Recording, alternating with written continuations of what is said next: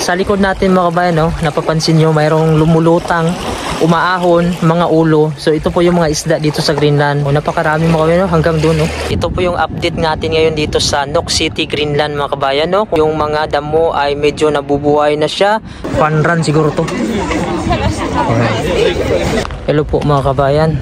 Ngayon tapos na po yung trabaho ko. Bali dito na naman ako nagtrabaho mga kabayan, yung fish market dyan sa itaas. Dito kasi sa baba natin, nasa gilid ng dagat. Pauwi na ako mga kabayan. Tapos na yung trabaho ko, alas 5 na dito. Pero naisipan ko munang magpasyal dito. At nakaka-relax kasi mga kabayan pagka sa dagat. Parang nare-refresh yung utak mo at saka nakakatanggal ng stress. Ipakita ko sa inyo dito yung buong paligid mga kabayan. Nagpapag siya dito ngayon. Ayan. So samahan nyo muna ako mga kabayan at magpasyal-pasyal tayo dito. Ito po yung buong paligid natin. Kung napapansin nyo, ang mga damo nag-green na siya, no? Baka sa susunod na mga araw o linggo mga kabayan, makikita nyo na dito na tutubo yung mga bulaklak. So maraming bulaklak ang tutubo dito sa panahon ng summer kapag magtuloy-tuloy yung init. Ang panahon natin ito mga kabayan, medyo pag siya, nagpapag mga kabayan, no? Kanina pa to, umaga pa hanggang ngayon. Ito pala yung kayak na sinasabi nila. Alam nyo ba yung word na kayak ay nagmula pala yan sa Greenland, yung kayak. Ito ay tawag din sa atin sa Pilipinas, di ba mga kabayan? Kayak din yung ginagamit nila ito sa pagta-travel, mag-transport ng mga pagkain, mga sinaunang panahon daw.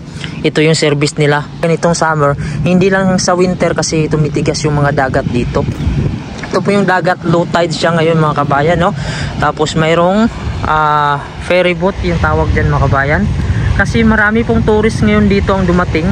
Titingnan natin mamaya dun sa pier kung mayroong cruise ship na dumating. Bibisitahin natin para may pakita ko din sa inyo mga kabayan kung may dumating kasi maraming mga tourist kanina na gumala dito tanghali, pero ngayon wala na sila dito.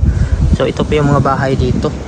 Ngayon mga kabayan, ikot-ikot muna. Aakyat tayo dun sa may bundok na yan, no? Yung bato na yan, ay statue. Makikita natin itong view sa ibaba.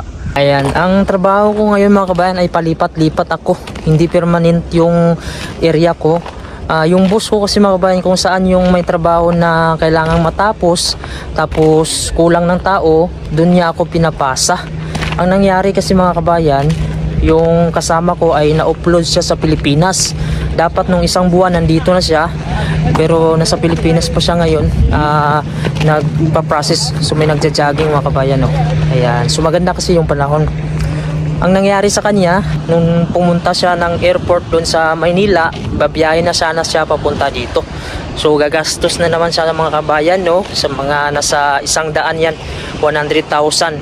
Kasi sa pamasahe pala mga kabayan, lalo na pagka bigla yung pagkuha mo ng ticket ay talagang napakamahal papunta na dito. Kasi mayroon yung mga travel insurance, may hotel pa, tapos yung pinakamahal dyan yung ticket mo, lalo na kapag bigla yung pagkuha mo. Ayan mga kabayan, mayroong dalawang helicopter na dumaan dito. Hindi ko alam kung anong helicopter yan kasi medyo pag mga kabayan, hindi ko masyado makita. Ayan po, may dalawang helicopter po.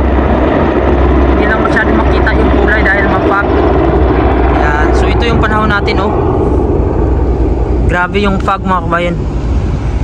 So kanina medyo mas malakas pa siya kanina. So ayan mga kabayan, panibagong gasto yung kasama ko kasi hindi naman kasi kasalanan ng company yun mga kabayan, no? Kundi kasalanan dito sa dito pa lang yung kasama ko, hindi niya chinik yung kanyang visa kung hanggang kailan tagal niya sa Pilipinas. Kasi 45 days yung bakasyon niya, tapos yung sa visa niya ay 30 days lang ang nakalagay. So hindi niya na-check na nag-expire na pala yung visa niya sa Pilipinas. Dito kasi in-apply niya sa police mga kabayan, bago kasi ka pupunta ng Pilipinas o magbabakasyon ka ay mayroon kang visa na ilalagay mo doon sa, depende sa ticket na kinuha mo.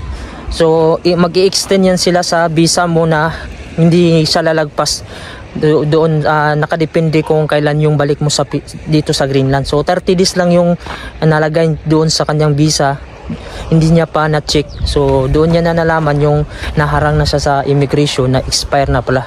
So ang mangyari, bali mag-apply siya ng re-entry visa doon sa Pilipinas kasi meron namang Danish Embassy doon sa Pilipinas, Royal Danish Embassy. So dito muna tayo mga kabayan, no? Merong upuan dito. Alam niyo mga kabayan, kapag summer dito, tumutubo yung mga bulak dito, nagigreen yung mga damo. Ito mga kabayan, oh, nag-uumpisa na siya. Ito po yung yellow. Bali tataas pa ito at lalaki itong bulaklak na to. Mayroon din ditong purple. So makikita nyo ito sa susunod na araw siguro mga kabayan, kapag tuloy-tuloy yung sikat ng araw. Dito mga kabayan, masarap dito mag-upo-upo. Tapos mayroon kang kinakain o pakapika-pika, medyo nakakawala ng relax. So upo muna tayo saglit, makapahinga man lang sa buong araw na pagtatrabaho. So ang view natin, oh, napakaganda pa yung mga bahay. Nandito tayo sa isang lugar na kung saan mayroon siyang upuan. May mga damo dito sa itaas, napakalinis at napakapresko ng panahon dahil nagpapag siya mga kabayan, nagmo-moist. So maganda yung klima pagkaganyan, hindi dry yung hangin. Tapos ayun, oh, mayroon na namang umalis. Ayan, so sumakay na naman sila, maglalayag yan mga kabayan. Tapos ayun sa unahan mga kabayan, ipapakita ko sa inyo ha. Hindi ko alam kung ano lang yung meaning nito. Mayroon sila kasing ginawa dito na parang statue siya o statwa. Mayroon siyang mga drawing mga kabayan na babae. May mga isda. Siguro mga kabayan, no, ito yung mga isda nila dito. Din-drawing nila. Tapos mayroon ding ayun, may tao sa likod, may bear ata ito mga kabayan, no? Polar bear. Tapos may seal. Ayun yung mga isda nila. Baka ito yung isda ng mga halibut. Tapos ito seal to eh. Yan seal. Hindi ko makita yung wheel, kasi may wheel sila dito. Tapos ito naman mga kabayan, hindi ko alam kung anong tawag dyan. Mayroon siyang bigo. Kuan yan mga kabayan. Parang seal din yan, seal. Ayan, seal to. Ito po, alam ko yung seal kasi nakakita na ako ng seal dito na hinuli nila. Yung wheel, hindi ko makita yung wheel. Dito kayo sa likod. Hindi ko alam mga kabayan kung wheel ba to. Basta ito lang yung mga isda nila, codfish. Yan, so wala siyang wheel na drawing, no. Ito ata yung wheel, no. Yung kuwan niya, yung tawag niya, yung pakpak sa puwit. Yan, ito lang po yung dagat nila dito mga kabayan. Pag nag-low tide, makikita mo yung mga green. Kung sa atin pa yung mga lumot, yan po ata yung kinakain ng mga isda. And low tide po siya ngayon, oh. Yung kasama ko na Pilipino na yun mga kabayan, yun talaga yung kasama ko, katrabaho ko talaga yun sa Saudi Arabia. So sabay kami nag-apply papunta dito sa Greenland, at hanggang ngayon kasama pa rin kami magtrabaho at magkasundo kami nun mga kabayan. At isa din yun sa gusto ko na kasama dahil makuha din siya sa trabaho, pandi bulakbol ba. Kaya nangihinayang siya na hindi agad siya nakabalik dito. Ngayon mga kabayan, aakyat tayo dun sa itaas. Ipapakita ko sa inyo yung statue. Yan yung si Hans Egede mga kabayan, no? Yan daw yung unang priest or pari na pumunta dito sa Greenland, kung saan pinakilala niya yung Christianity. Ipapakita ko sa inyo yung itsura niya sa itaas, ginawa nila. Tapos sa baba niya mayroong simbahan. Tapos ito po yung view natin. So dito pa tayo sa bandang ibaba, pero napakaganda ng view. Medyo unti-unti nang nawawala yung fog. Ngayon mga kabayan, aakyat tayo sa itaas. Nung winter mga kabayan, no, halos puti talaga to dito. Nababalutan ito ng mga snow. Pero ngayon, unti-unti nang nagigreen. Sa mga susunod na araw, makikita na natin yung talagang Greenland. Yung mga bulaklak, tutubo. Tapos, yung panahon natin, hindi siya sobrang lamig. Ito yung madalas na pinupuntahan ng mga tourist dito kapag napunta sila sa Nook. Inaakyat talaga to nila dito. Kasi mga kabayan, alam nyo, napakaganda ng view po sa itaas. O dito pa lang tayo, makikita na natin yung mga bahay ng mga sinauna.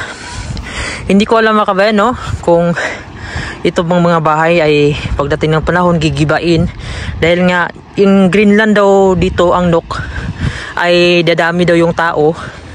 At nagtatayo daw sila ng maraming building. Kasi pagka marami ng tao mga kabayan, hindi na kasya yung mga bahay na yan. Kasi kadalasan na bahay na yan, ilang kwarto lang yan. Kadalasan, isang pamilya lang nakatira dyan. Hindi kagaya sa mga building na matataas, so maraming maka-occupy. Yun, napapansin nyo mga kabayan, no? Iba na yung kulay sa Greenland. Hindi na yung dati na dumating tayo na puti-puti. Ngayon medyo nag-green na siya. At yung bundok natin, oh, medyo makikita na yung mga bato. Dito wala na talagang snow dito. So akyat pa tayo. Ito na po, see. Hans Egede. Ayan po. So siya ang ma-search mo po sa Google mga kabayan, no? Siya po yung priest or pari na pumunta ng Greenland para ipakilala yung Christianity. Ayan po si Hans Egede. So dito sa Greenland may mga apelyido na Egede dito. At sa baba niya mayroon pong simbahan dito. Ayan po yung simbahan. Pero sabi nila ay Catholic ata mga kabayan, or hindi ko po alam kung anong pangalan ng simbahan nila kasi may cross naman siya. So kung Christian mga kabayan, ibig sabihin Catholic. Ayan po, ito po yung view natin. Oh, napakaganda, napakalinis. Tapos makikita natin may mga ibon na mga kabayan. Oh. Yan, oh. May mga lumilipad na ibon, yung mga itim. Ayan. Ayan po. So dito tayo sa bandang kabila. Makikita din natin dito yung mga bahay. Ang gaganda. Medyo tahimik dito banda na area kasi malapit siya sa dagat. Ayan, ito po yung update natin ngayon dito sa Nuuk City, Greenland mga kabayan, no? Kung napapansin nyo, yung mga damo ay medyo nabubuhay na siya. Nagkulay green na siya mga kabayan, no? Mga ilang araw pa mga kabayan, kapag tuloy-tuloy yung sikat ng araw ay talagang magbubulaklak na yung mga damo dyan. At yung mga damo mga kabayan ay magiging kulay green na siya. Kaya siguro yan yung pinangalanan nilang Greenland. Ito po yung panahon natin, medyo pag lang siya mga kabayan at napaka-presko ng panahon. Kung napapansin nyo, napakaganda ng panahon natin. Medyo pag lang ngayon mga kabayan, konti na lang siya at makikita na naman natin yung view. Sa ibaba, napapansin nyo ay talagang napakalinis yung mga damo. Medyo unti-unti na siyang nag-green. Mayroon namang natitirang dilaw pero mabubuhay na siya lalo na kapag tuloy-tuloy yung init ng araw. Mga kabayan, tutubo po dyan yung mga bulaklak kapag panahon ng summer. Makikita natin yan. Kukunan natin ng video yan, i-update ko kayo. Ito po yung view natin mga kabayan, no? Napakasarap dito sa itaas at medyo may hangin lang dito sa itaas, hindi naman siya sobrang lakas. Yung bundok natin, no? Merong pag siya sa itaas na lang siya at yung kuha natin, mga snow ay medyo unti-unti nang nagtunawan. Ngayon mga kabayan, baba na tayo at uuwi na tayo ng bahay, no? Kasi tapos na tayo ditong mag-relax at magpahangin naman konti. Kasi pag nasa loob na naman ng bahay mga kabayan, ay medyo mag-uumpisa na naman tayo ng trabaho. Dahil hindi natatapos yung trabaho natin mga kabayan kapag mayroon na tayong kasama sa bahay na mga bata. So okay lang mga kabayan sa akin. Kahit pagod ako sa trabaho, pagdating sa bahay, asikasuhin ko pa rin yung mga anak ko. Dahil nawawala yung pagod ko mga kabayan. Hindi kagaya dati mga kabayan. Pagod ako sa trabaho, pag uwi ko ng bahay, pagod pa rin yung katawan ko. Pag nakapahinga ako mga kabayan, yun na naman yung problema, yung nahuhumsik ako. Parang naiyak ako dahil wala akong kausap sa bahay. So ngayon, kahit pagod yung katawan ko, ay masaya naman ako dahil kasama ko yung pamilya ko mga kabayan. So isa talaga sa nagpapalakas sa atin, yung pamilya natin, asawa, anak. Pagka kasama natin sila mga kabayan, parang nawawala yung pagod natin. Lah, parang daming isda. Ang dami nga oh. Mga kabayan, alam nyo, first time kong makakita dito ng isda na sa gilid ng dagat na lumulutang-lutang. Nandito sa ibaba mga kabayan ha. Tingnan natin sa ibaba. Ipapakita ko sa inyo dito mga kabayan. Napakaraming isda ngayon. So ngayon ko lang ito nakita mga kabayan na nandito sila sa gilid ng dagat. Napakarami mga kabayan oh. Ipapakita ko sa inyo yung mga isda dito. Dati kasi mga kabayan, pag namimingwit kami o nagfi-fishing kami mga kabayan sa gilid, hindi namin nakikita yung isda. Pero ngayon mga kabayan, ang daming isda dito sa gilid. Tara, samahan nyo ako dito sa baba. Ipapakita ko sa inyo yung mga isda. Ayan po mga kabayan oh. Napapansin nyo, yan, naglilitawan yung mga isda. Hindi ko pa alam kung anong klaseng isda po ito. Yun oh, may itim-itim lang sila oh. Ayan oh. Ayan po siya oh. Ayan. Yan mga isda po yun mga kabayan ha. Ngayon ko lang, ang lami. Codfish siguro ito mga kabayan. So lapitan natin mga kabayan ha. Gusto ko makita talaga. Napakarami. Ayan po, andun sa unahan.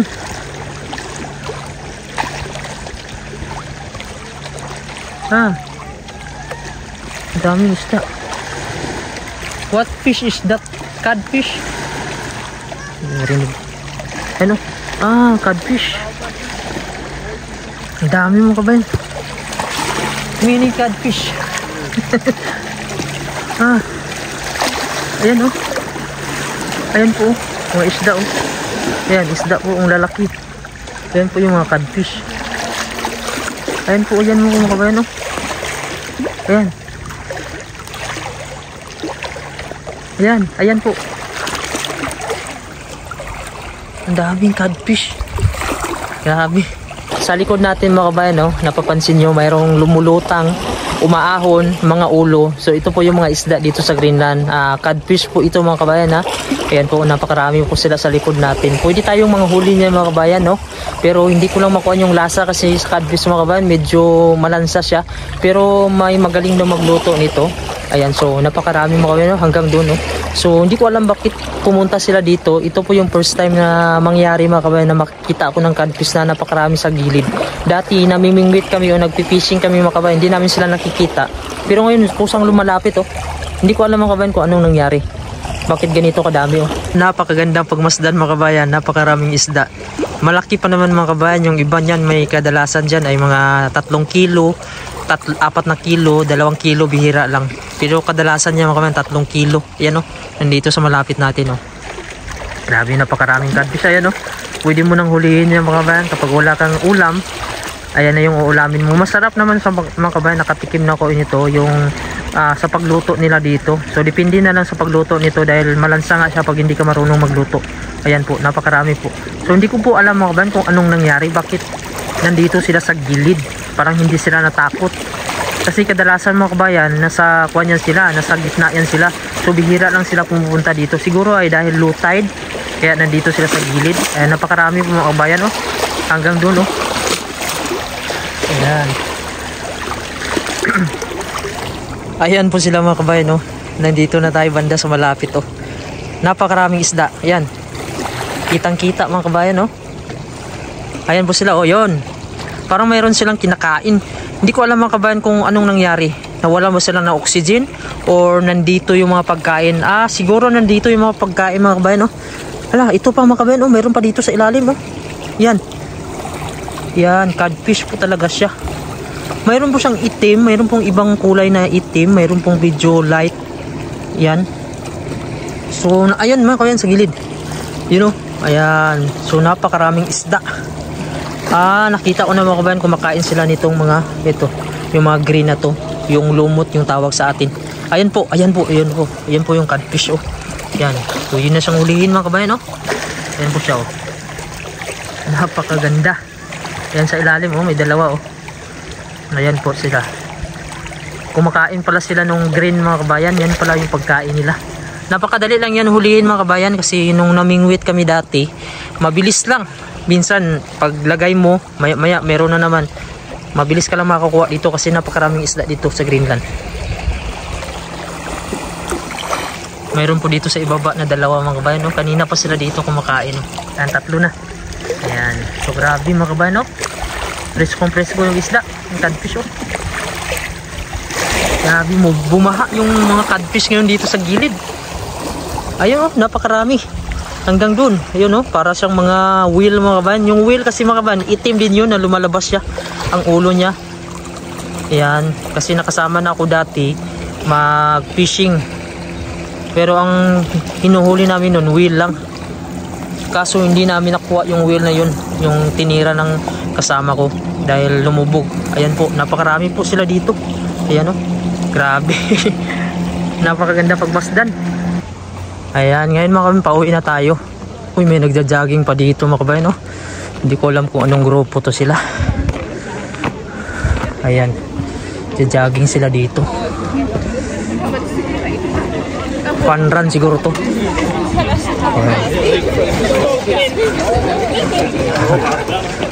Ayan po, ganito po yung mga activity dito kapag panahon po ng summer. May nagja-jogging po. Ayan, so madalas yan dito mga kabayan, halos araw-araw may nagja-jogging. So marami tayong kuhan ngayon mga kabayan na video na mga magagandang tanawin. Ayan, so papunta na po tayo mga kabayan. Pauwi na po tayo ng bahay. O yun na mga kabayan no, hanggang dito na lang po yung aking video. So mabuti na lang mga kabayan no, bumaba tayo dito sa gilid ng dagat. Kanina nung pumunta ako una, wala pa yun mga kabayan. Tapos yung galing na ako dun sa itaas, yung sa may estatwa, pababa na ako. Yun ko nakita na medyo may umiitim-itim sa dagat, napakarami. So yun na, pinuntahan ko. Mabuti na lang mga kabayan, nadaanan natin. So wag nyo naman po kalimutan i-subscribe yung ating YouTube channel mga kabayan, no? Pindutin na din yung bell notification para updated kayo mga kabayan sa bago nating mga video pa. At maraming salamat po, hanggang dito na lang, and God bless you all po.